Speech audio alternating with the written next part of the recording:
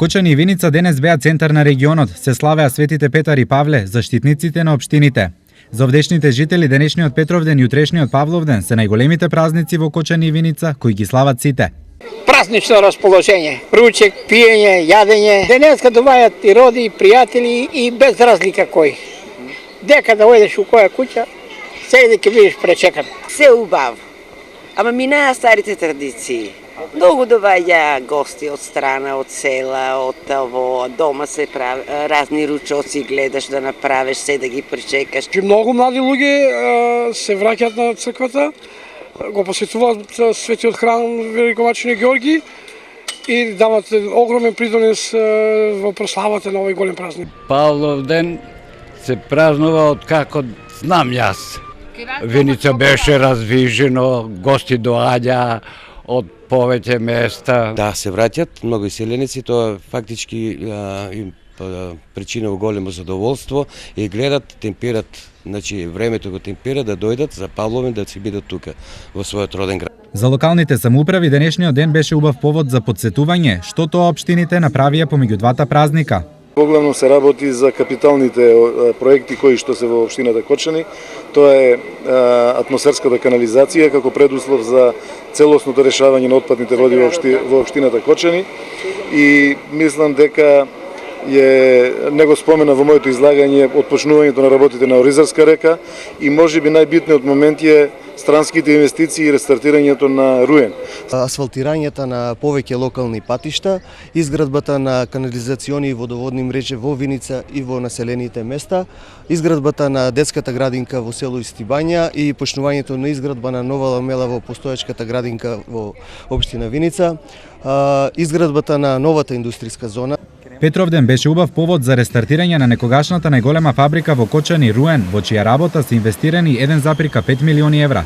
Од денес официјално со работа почнуваат 20 инженери и 120 работници. Ние сега спојуваме, значи 61 година од Руен, традицијата на знаењата од делот на спојници и елементи за автомобилската индустрија и 25 години искуство во преработка на инокс материјали и опрема во Тинк Инокс, каде овие двете фабрики испојуваме сега во едно. Компанијата е спремна да произведе 20.000 месечно ламели за патнички возила, 20.000 броја месечно квачила за патнички броја, 33.000 броја месечно ламели за теретен програм и 2.000 броја месечно квачила за теретен програм. Во Виница пак беше отворена нова галерија и тоа со изложба на фотографии и документи од економскиот, стопанскиот и политичкиот живот во изминатите 7 децении.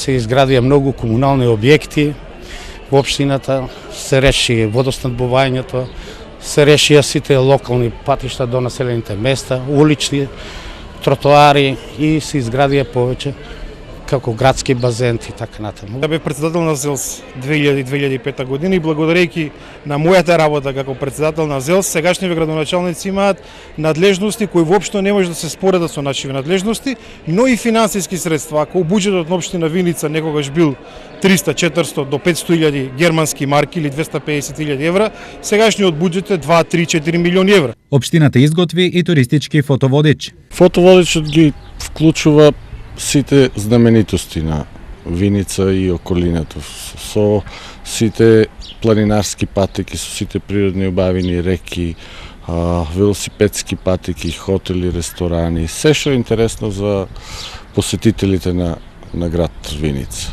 Прославата на празникот не помина без општински признанија. Во Виница нив ги добија оние ученици кои освоја награди на државните надпревари. Во Кочани постхумно му е доделена наградата за животно дело на музичарот Стево Теодосиевски. Благодарна сум за ова признање големо што го додели за Стево Теодосиевски, еден од најхуманите луѓе и најдобар педагог, музичар, маж, другар, све, кој е направил стварно доста да се чуе музиката во целиот свет и да го афирмира Кочани. Прославата на Петровден и Павловден ќе продолжи денес и утре во домовите на кочанци и виничани. Освен домашна слава, околу 1000 овдешни жители ќе слават и именден.